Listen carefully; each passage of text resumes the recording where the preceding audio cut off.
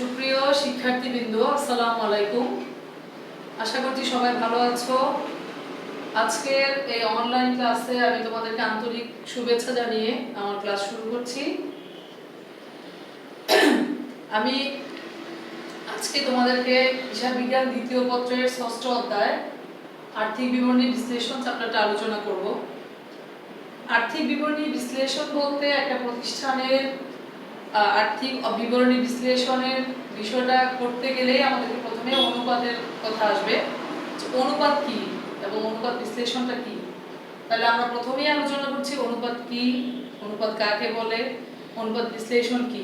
অনুপাত অনুপাত হচ্ছে যে কোনো দুটি বিষয়ের সংখ্যাত্মক সম্পর্ক, অর্থাৎ পরস্পর সম্পর্কযুক্ত একটি বিষয়ের সাথে আরেকটি বিষয়ের যে তুলনামূলক সম্পর্ক তাকে বলা হয় অনুপাত। যেমন বাংলাদেশের 10,000 জন জনগণের জন্য যদি একজন ডাক্তার থাকে গড়ে, তাহলে আমরা সেটা বলবো যে জনগণের তুলনায় ডাক্তারের অনুপাত হচ্ছে 10,000 অনুপাত 1। এবার আসছি অনুপাত বিশ্লেষণ।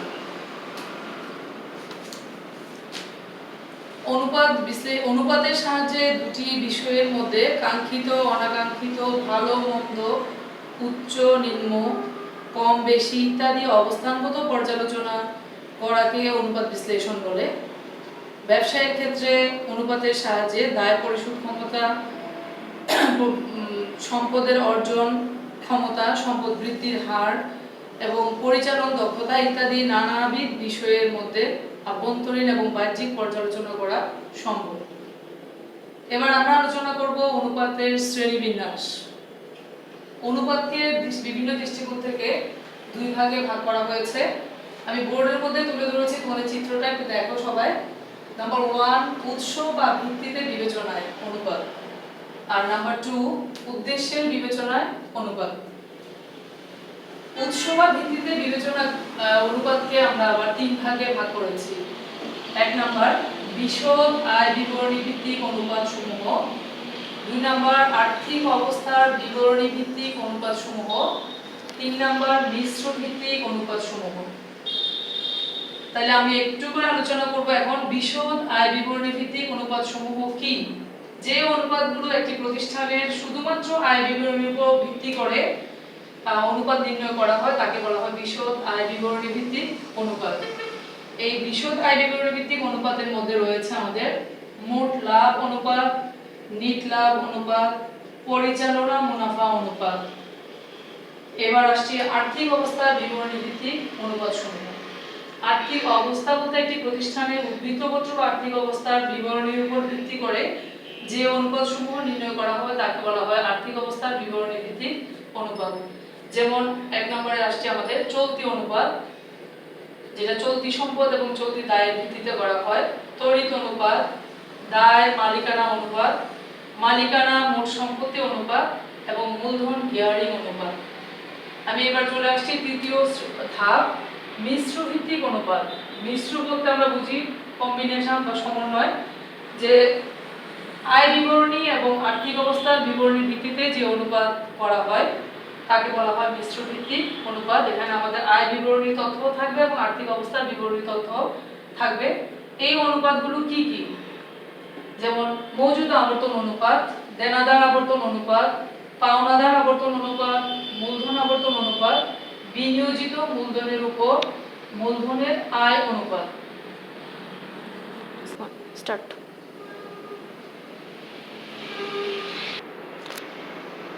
এবার আমরা আসছি উদ্দেশ্যের বিবেচনায় অনুপাত সমূহ। উদ্দেশ্যের বিবেচনায় অনুপাতকে আবার 4 ভাগে ভাগ করা হয়েছে। নাম্বার 1 তারল্যের ভিত্তিতে, নাম্বার 2 মূলধন কাঠামোর ভিত্তিতে, নাম্বার 3 মুনাফা অর্জন ক্ষমতা যাচাইয়ের ভিত্তিতে এবং নাম্বার 4 হচ্ছে পরিচালন দক্ষতা যাচাইয়ের অনুপাত। তারল্যের ভিত্তিতে অনুপাতগুলো রয়েছে আমাদের চলতি অনুপাত, তড়িৎ অনুপাত, কার্যকরী মূলধন অনুপাত, নগদ ও চলতি দায় অনুপাত। মূলধন কাঠামোর ভিত্তিতে অনুপাতগুলো দায় মালিকানা অনুপাত, মালিকানা মোট সম্পত্তি অনুপাত, দায় ও মোট সম্পদ অনুপাত এবং মূলধন গিয়ারিং অনুপাত। মুনাফা অর্জন ক্ষমতা যাচাইয়ের ভিত্তিতে আমাদের অনুপাতগুলো হচ্ছে মোট লাভ অনুপাত, নিট লাভ অনুপাত, পরিচালনা অনুপাত, বিনিয়োজিত মূলধনের উপর সুদ ও কর পূর্ব আয় অনুপাত। সর্বশেষ আসছে পরিচালক দক্ষতা যাচাইয়ের ভিত্তিতে যে অনুপাতগুলো, তাদের মধ্যে থাকছে মজুদ আবর্তন, দেনাদার আবর্তন, পাওনাদার আবর্তন, চলতি মূলধনের আবর্তন এবং মোট সম্পত্তির আবর্তন অনুপাত। ছাত্রছাত্রীরা, আমাদের এই চ্যাপ্টারের মূল বৈশিষ্ট্যটা হচ্ছে যে এখানে সূত্র ছাড়া এখানে কোনো অঙ্কই করা সম্ভব না। তাই আজকে আমি তোমাদেরকে কোনো অঙ্ক না করে শুধুমাত্র সূত্রগুলো দেওয়ার চেষ্টা করব, কারণ আগে তোমাদেরকে সূত্রগুলো মুখস্থ করতে হবে, তারপরে আমাদেরকে অঙ্কগুলো প্র্যাকটিস করবো। ইনশাআল্লাহ আমি আগামী ক্লাসে তোমাদেরকে অঙ্ক করাবো। আজকে আমি সূত্রগুলো দিয়ে দিচ্ছি, তোমরা খুব মনোযোগ সহকারে সূত্রগুলো দেখবে এবং মুখস্থ করে ফেলবে বাসায়, যাতে পরবর্তীতে এই অঙ্কগুলো করতে পারো আমাদের সাথে। তাহলে আমি এখন সূত্রগুলো প্রেজেন্ট করছি, তোমরা সব দেখো।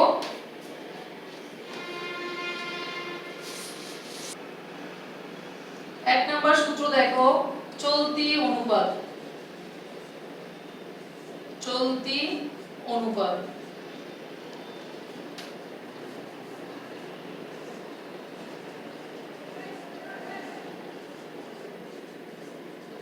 এটার সূত্রটা হচ্ছে চলতি সম্পদ ডিভাইডেড বাই চলতি দায়।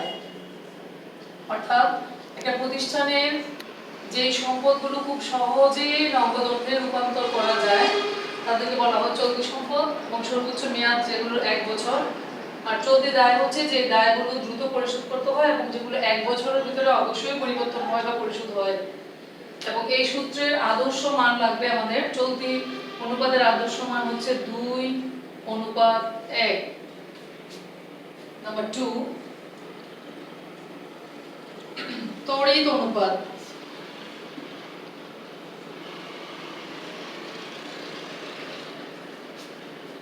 তড়িৎ সম্পদ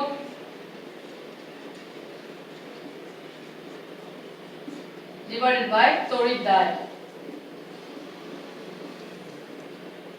তড়িৎ সম্পদ হচ্ছে যে সম্পদ, চলতি সম্পদের মধ্যে যে সম্পদগুলো খুবই দ্রুত নগদে রূপান্তর করা যায় তাদেরকে বলা হয় তড়িৎ সম্পদ। আর তড়িৎ দায় হচ্ছে চলতি দায়ের মধ্যে কিছু দায় আছে যেগুলো খুব দ্রুত পরিশোধ করতে হয় এবং যেটা পরিশোধ করতে খুব স্বল্প সময় দরকার। এটা আদর্শ মান হচ্ছে 1:1। 3 নাম্বার দিচ্ছি আমি, মজুদ আবর্তন অনুপাত। মজুদ আবর্তন অনুপাত।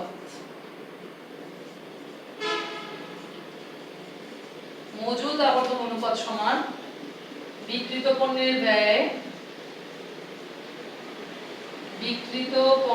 ব্যয় ডিভাইডেড বাই গড় মজুদ।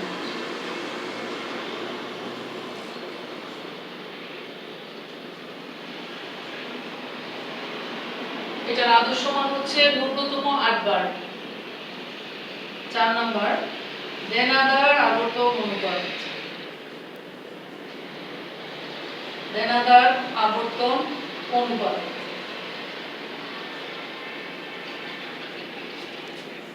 নিজ ধারে বিক্রয়, কারণ আমরা জানি দেনাদার আসে ধারে বিক্রয় থেকে, নিজ ধারে বিক্রয় ডিভাইডেড বাই গড় দেনাদার।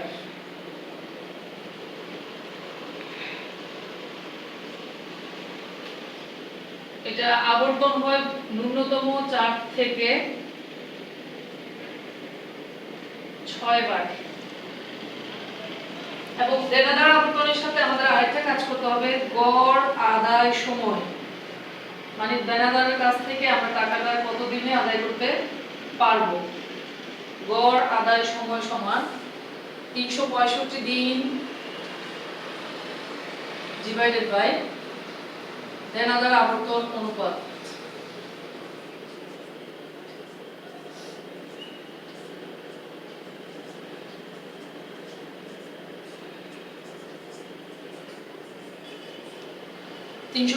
দিন ডিভাইডেড বাই দেনাদার আবর্তন অনুপাত।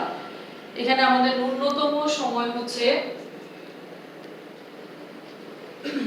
60 থেকে 90 দিন।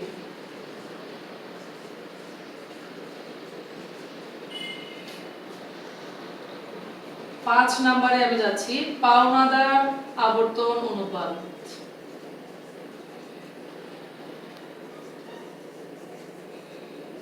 পাওনাদার আবর্তন অনুপাত সমান হচ্ছে নিট হারে ক্রয় ডিভাইডেড বাই গড় পাওনাদার।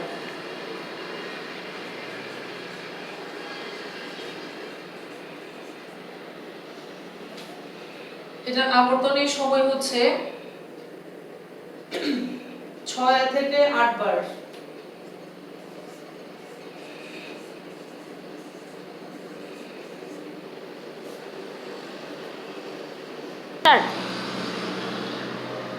পাওনাদারের ক্ষেত্রে গড় পরিশোধ সময় বের করতে হবে। গড় পরিশোধ সময়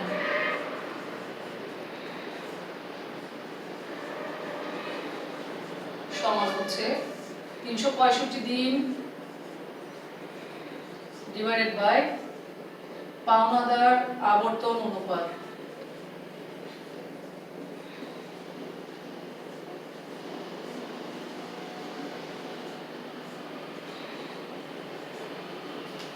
তার আদর্শ মান হচ্ছে 30 থেকে 60 দিন। 60 দিন। 6 নম্বরে আমরা আসছি মোট লাভ অনুপাত।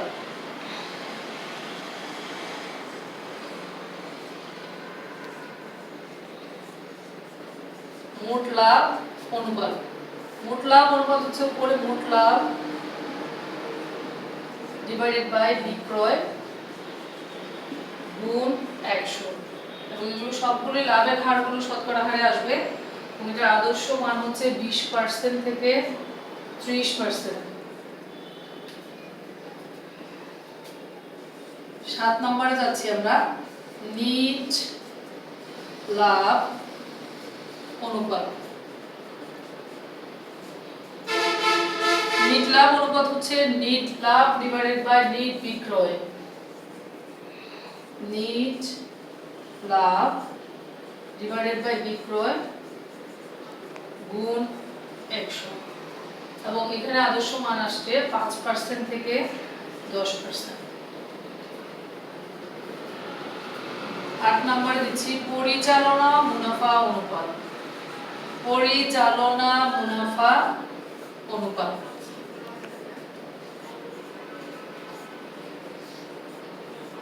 সমান হচ্ছে পরিচালনা মুনাফা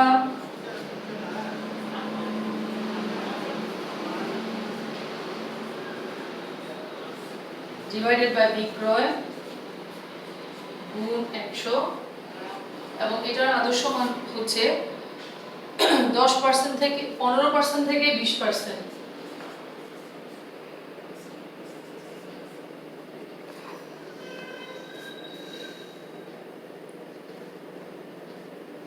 9 নাম্বার দায় মালিকানা অনুপাত। দায় মালিকানা অনুপাত সমান মোট বহির্দায়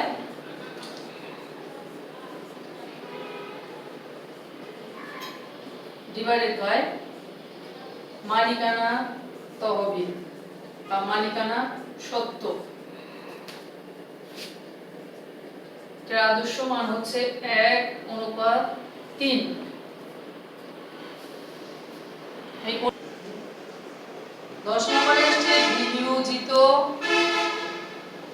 মূলধনের আয় অনুপাত সমান, আমি আবারও বলছি বিনিয়োজিত মূলধনের আয় অনুপাত সমান হচ্ছে কর বাদ নিট লাভ, কর বাদ নিট লাভ যোগ সুদ ডিভাইডেড বাই বিনিয়োজিত মূলধন। বিনিয়োজিত মূলধন, এবং এটার আদর্শ মান হচ্ছে 10% থেকে × 100, মানে আদর্শ মান 10% থেকে 20%। 11 নম্বর মালিকানা মোট সম্পত্তি অনুপাত। মালিকানা মোট সম্পত্তি অনুপাত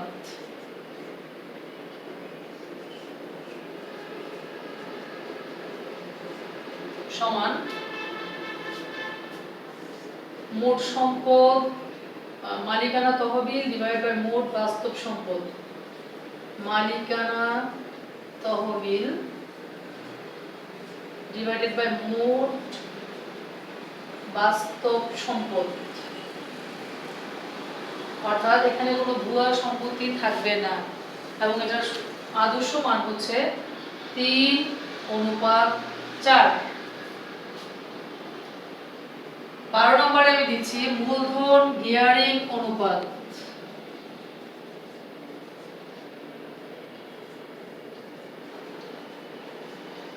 মূলধন গিয়ারিং অনুপাত। মূলধন গিয়ারিং অনুপাত সমান স্থির ব্যয় যুক্ত স্থির ব্যয় বহনকারী দায়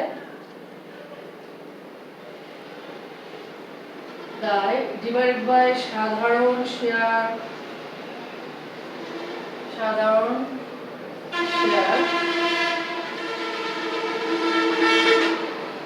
মূলধন তহবিল।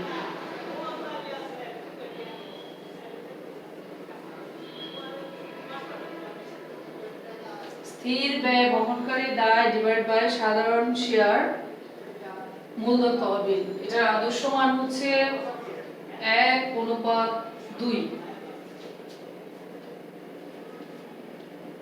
আমি সর্বশেষ আজকের জন্য সর্বশেষ সূত্র দিচ্ছি 13 নম্বরে। চলতি মূলধন বা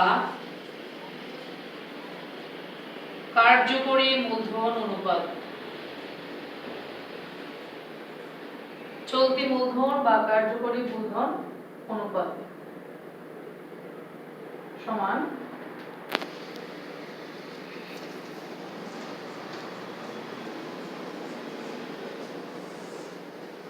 কার্যকরী মূলধন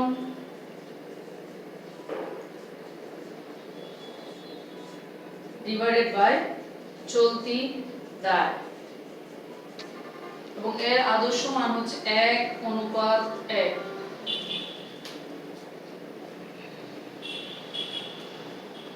সূত্র আজকে এতটুকুই। সুপ্রিয় শিক্ষার্থীবৃন্দ, আমাদের এই যে সূত্রগুলো আমরা শ্রেণীবিন্যাস দেখে হয়তো তোমরা অনেকেই ভয় পেয়ে যাবা, কিন্তু আসলে আমাদের এতগুলো সূত্র দরকার নাই। শ্রেণীবিন্যাসটা আমাদেরকে জানতে হবে, কারণ সৃজনশীল প্রশ্নে কখন কি যায় সেটা বলা যায় না, সেজন্য আমাদের প্রত্যেকটা শ্রেণী অবজার্ভ করতে হবে। আমাদের ন্যূনতম 10 থেকে 15টা সূত্র যদি আমরা শিখতে পারি তাহলে আমাদের ক্লাসগুলো আমরা করতে পারবো এবং অঙ্কগুলো করতে পারবো। আরেকটা কথা যে এই সূত্রগুলো যে আমরা অনেকগুলো তথ্য লিখেছি এখানে, প্রতিটা জিনিসে আমাদেরকে ডিসকাস করতে হবে। আমরা পরবর্তী ক্লাসগুলোতে যখন অঙ্ক পড়াবো প্রতিটা বিষয় আমি বুঝিয়ে দেওয়ার চেষ্টা করব। তোমরা অবশ্যই ক্লাসগুলো ফলো করবে। আর এই চ্যাপ্টার থেকে অবশ্যই বোর্ডে একটা অঙ্ক আসবে, তোমাদের 10 নম্বরের একটা সৃজনশীল থাকবে। তোমরা অবশ্যই এই চ্যাপ্টারটা অনুশীলন করতে হবে। আজকের ক্লাস আমি এখানে শেষ করে দিচ্ছি। শেষ করার আগে আমি তোমাদেরকে দুইটা কথা বলবো, যে আমাদের এই করোনা কালে স্বাভাবিকভাবে আমরা হয়তো ক্লাসে উপস্থিত কখন হতে পারবো সেটা কেউই জানে না, একমাত্র আল্লাহই বলতে পারবে। তো আমাদের এই অনলাইনে যে ক্লাসগুলো হচ্ছে, আমরা এখানে যে সিলেবাসটুকু কভার দিব এগুলো আমরা পরবর্তীতে আর ক্লাস নিব না। এইটা অনলাইনের ক্লাসের উপর বেস করে তোমাদেরকে চর্চা করতে হবে এবং শিখতে হবে। বাসায় বসে তোমরা অঙ্কগুলো করে যাবা। আমরা সর্বোচ্চ চেষ্টা করব তোমাদেরকে সকল তথ্যগুলো প্রেজেন্ট করার জন্য, এবং এই প্র্যাকটিসের উপর বেস করে তোমাদেরকে টেস্ট পরীক্ষা, প্রি টেস্ট পরীক্ষা ইনশাআল্লাহ দিতে হবে। তো তোমরা নিশ্চয়ই বুঝতে পারছো তো তোমাদের জন্য ক্লাসগুলো কতটা গুরুত্বপূর্ণ। আমি নেক্সট ক্লাসে ইনশাআল্লাহ অনুপাত সংক্রান্ত অঙ্ক পড়াবো এবং সবাই আশা করি খুব গুরুত্ব সহকারে ক্লাসগুলো দেখবে, ফলো করবে এবং সূত্রগুলো আজকের জন্য তোমাদেরকে আমি সূত্রগুলো দিয়ে দিলাম। মোটামুটি এই সূত্রগুলো শিখলে আমাদের প্রায় হয়ে যাবে, তো দুই একটা নতুন সূত্র যদিও লাগে সেটা আমি অঙ্ক করাতে গেলে বাকিটা বলবো। তো আজকে এতটুকুই। সবাই ঘরে থাকো, পড়ালেখা চালিয়ে যাও, নিরাপদে থাকো, সুস্থ থাকো। আল্লাহ হাফেজ।